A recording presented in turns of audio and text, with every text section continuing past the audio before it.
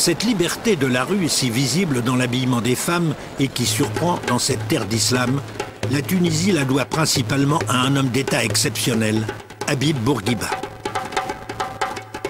Bourguiba est né en 1903 dans une famille sans ressources de la petite bourgeoisie rurale. Il devra ses études à la générosité de son frère.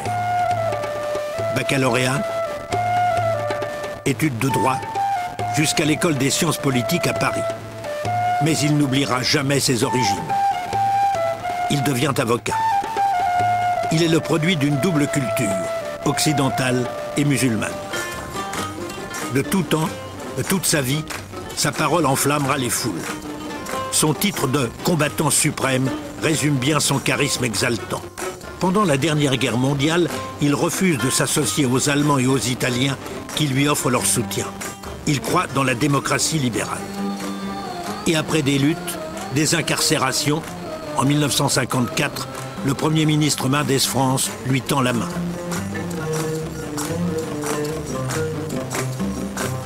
C'est le retour triomphal au pays, enthousiaste, éblouissant, débordant.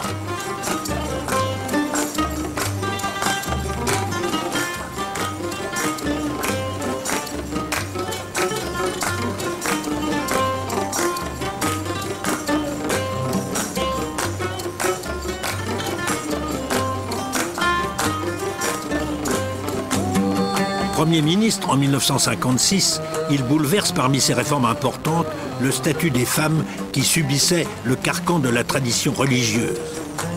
Ces mesures sont pour l'islam, à l'exemple de celles prises par Atatürk en Turquie, révolutionnaires.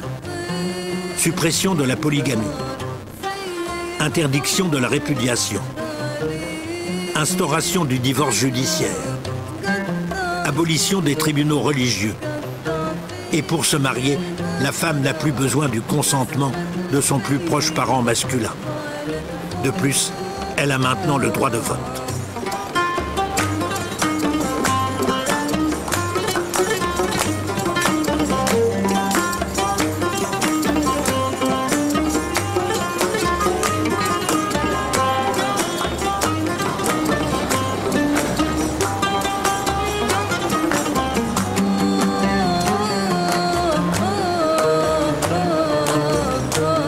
C'est dans l'esprit d'égalité homme-femme qu'INSAF, l'épouse de notre conducteur de locomotive, peut donner des cours mixtes d'informatique.